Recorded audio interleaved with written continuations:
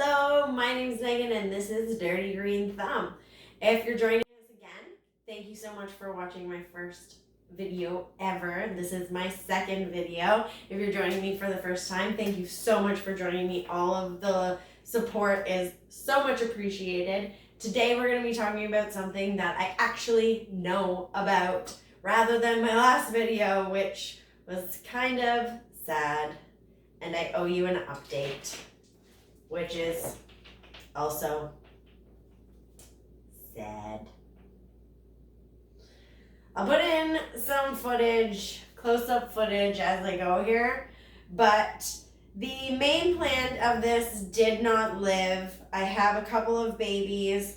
Like I said in the first video, I do neglect this plant, and I did really good the first couple of days washing it down, and then, yeah. I threw it in a corner, forgot about it. The babies got super lanky and started dying. I repotted it at one point thinking maybe that would help, but still, I only have one.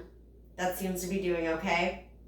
The other thing is that I have one that had fallen into a plant in my living room that's actually doing awesome, and I'll just leave him there for now and see what she'll do. But that's the update. Sorry, it's not more exciting. Womp womp.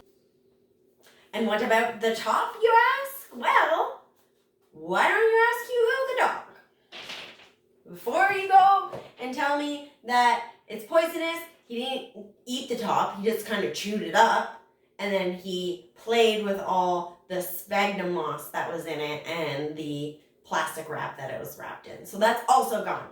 So big fail for my first video. Let's hope that this one is not so bad.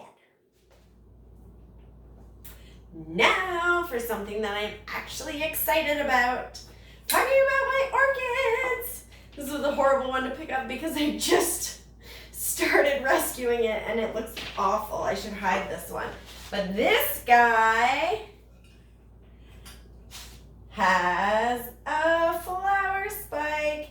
What I want to show you, something super cool that has nothing to do with orchids at all, but a polka dot plant that I had beside this actually seeded into it, two of them, a red and a pink, seeded inside of those, and tells me when it needs to be watered now, because if you know anything about polka dot plants, they're super over dramatic when it comes to watering. So if I look over at my orchid and the polka dot's like this, I know. But what I'm going to ask you to comment on today, and of course you can comment on anything, but is this pseudobulb cactus that I have. I have no idea what it is. I got it on the sale rack. It was $25, 50% off, so that means it's a $50 orchid. I've had it for 2 years. It had a pseudobulb. It grew this one. I removed the super dead one. Now it's growing a second one. But no flower spikes, and I would like it to flower. And I make all my other orchids flower, but for some reason this guy isn't, and maybe because he's in recovery. But please, if you have any idea what kind he is, or how to make them bloom, how to push out blooms, what I can do, that would be amazing to add in the comments. Thank you. So let's kind of get into actual orchids. Most of the orchids that you're going to find at the grocery store and Costco and wherever you're shopping is a phalaenopsis orchid. And that's the orchids that have these beautiful huge leaves, usually have 2 or 3 flower spikes that you find with big gorgeous flowers, and they will continue to flower. Most of them are sold in horrible potting mix that needs to be ripped apart, and I like to say that they're sold to die because they're compact so tightly in their roots that there's no breath, especially those little tiny ones like these guys here in front.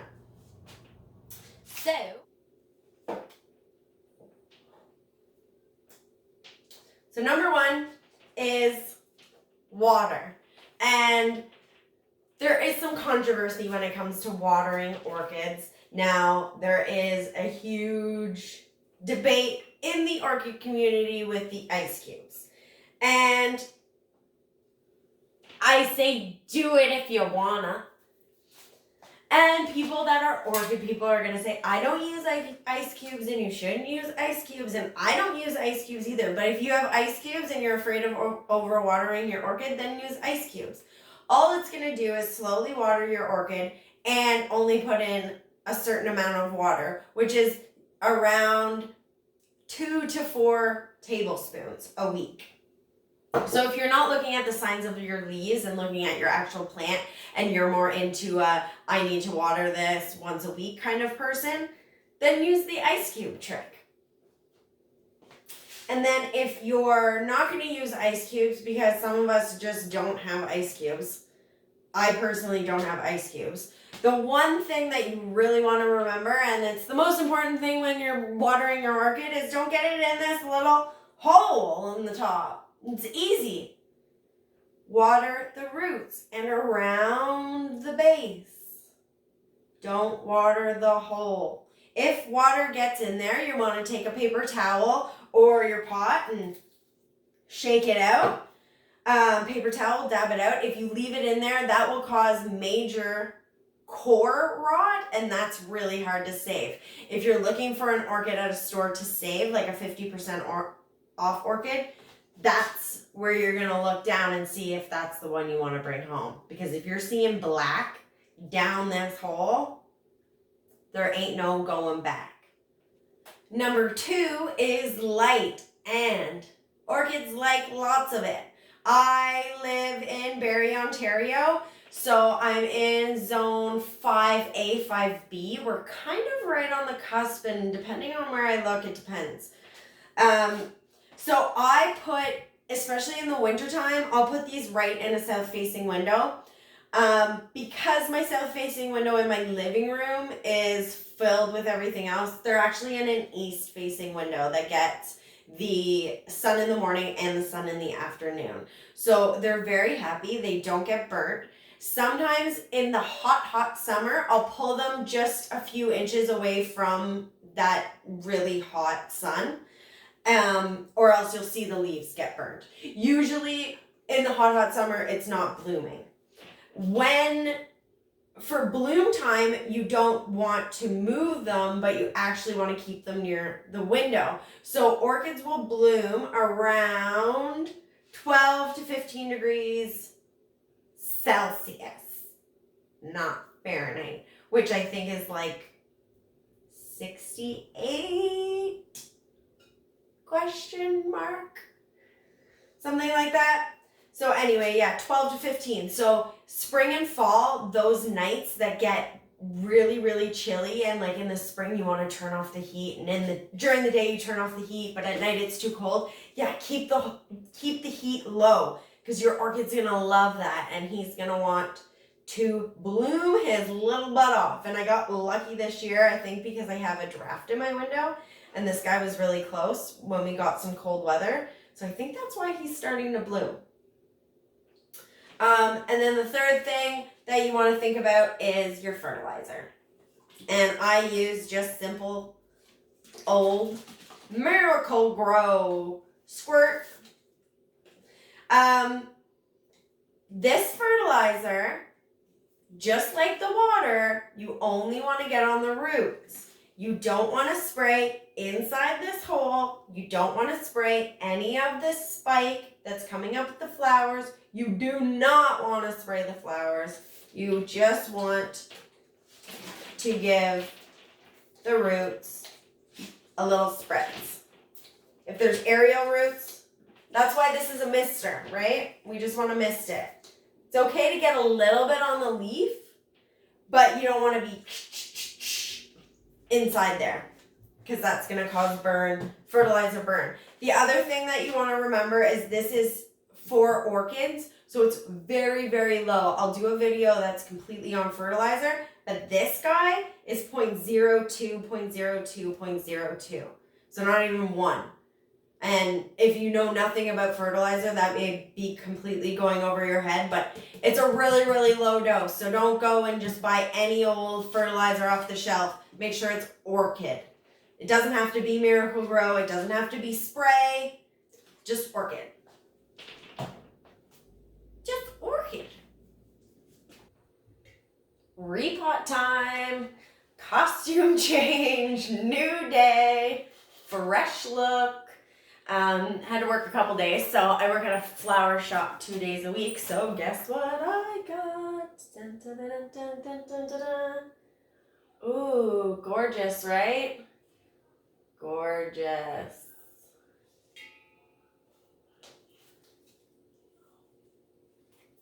Not so gorgeous. I got this baby for free. So she rotted. I don't know what happened. I mean, I do. Water got in this little hole, like I said, and it rotted out. So I thought this one would be a perfect one to repot with you guys because it is in a horrible substrate and it's rotten, and we'll see. I can be able to show you the different roots and everything like that. So it's kind of cool. Okay. So the first thing we're gonna do is take this baby out and look at the mess that this is in. So I know that they start plants in sphagnum moss. And I think because they sit on a shelf for a long period of time,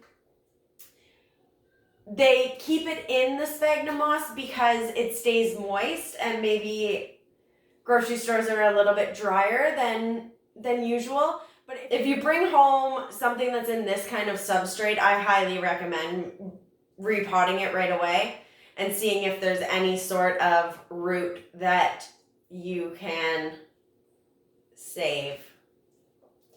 So let's pull this apart, and all I'm doing is trying not to break any of the existing roots. That one that just pulled off there is super mushy and disgusting. That's why I made that face. So here's what it looks like, and we'll zoom through this and we'll get it all cleaned up.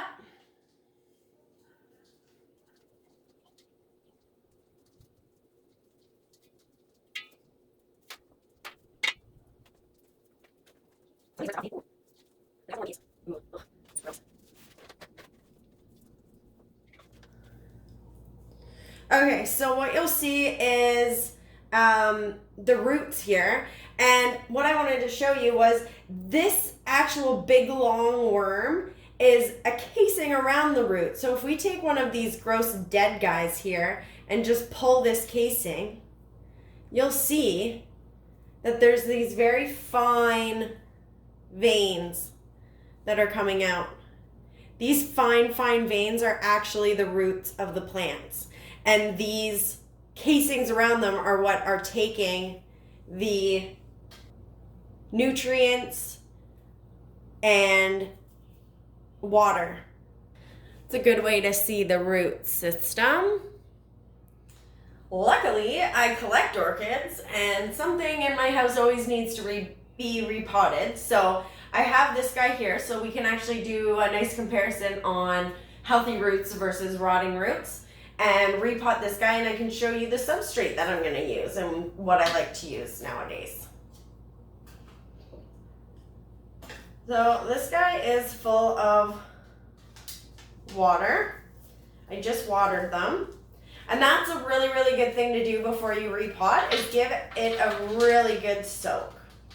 So this is definitely breaking down in the bottom here. The chunks of bark that I used last time have broken down a lot. And this was a rescued orchid, so it already didn't have a lot of roots, but I'm seeing actually a rot happening. So I have two on this one, and this guy just popped off. You can see the difference between the leaves very clearly on this one. This guy has completely squishy leaves that I can bend around and squish and mush, and he's not very healthy. This guy, if I was to bend this leaf completely, it would break, and it's rock hard. So I know that this guy's healthy, but then I'm looking at the root system here, and it's not looking so healthy. I definitely had some stagnant water, and I had some blockage in my holes, so I'm gonna have to change out this pot for sure. Let me come close again. So I do, whenever I repot an orchid, I always go through and touch the roots. I can tell which roots are aerial roots from the coloration of them. These are very, very healthy aerial roots. They're nice and firm. They're not mushy at all. Then below, we have some roots that are for underground. But I'm seeing, if I take a look at these two, they kind of look the same. When I touch this one, it's rock hard. And it's actually a really, really healthy root. He just has dirt on him. So I'm going to keep him. And I feel down this one, and we can see that this is mush. But I see right here where it stops. So I'm just going to go straight underneath it. I don't want to cut into the existing, or the, sorry, I don't want to cut into the fresh. I want to leave a little tiny bit, but I want to make sure there's no rot on there and snip that guy off.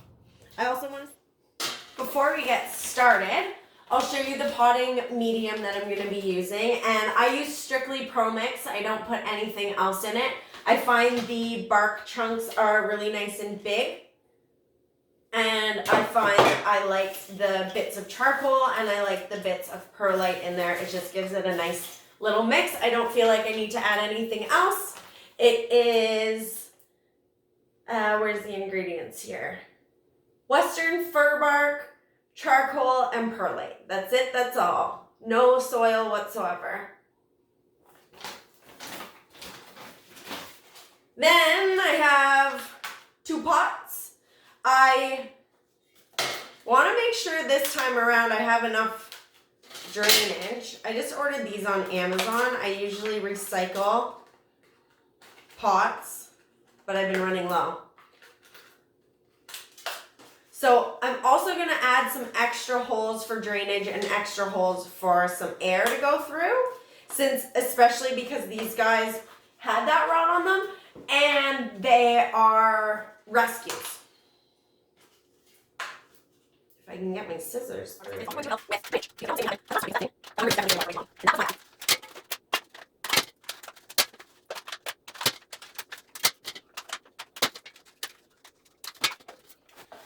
I'm only actually gonna do one for now because I'm gonna do some research and put a little update on this guy because I'm thinking he's gonna need something more. I can't put these roots into soil. They're aerial roots, and that's one thing that we really have to watch with this guy is that none of these aerial roots are going into the soil because that can cause rot as well.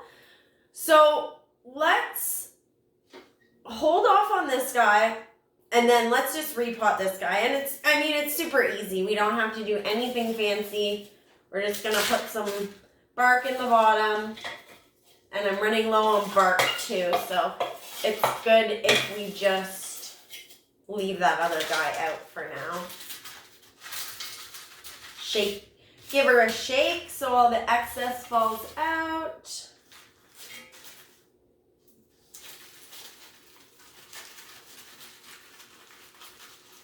Take some out here. Just gonna plop her in. And you'll find orchids, when you're repotting them, you're never gonna really get them super perfect in the pot. And I'm sure you find that with other plants too that you're trying to repot.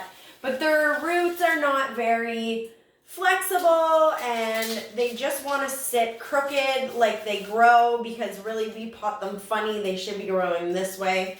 They're epiphytes. We should have them really hanging from our walls. But we don't. So I mean, it's as simple as that. This is the end bits. So I'm just putting them around. They might fall out because I've added that extra, like I said.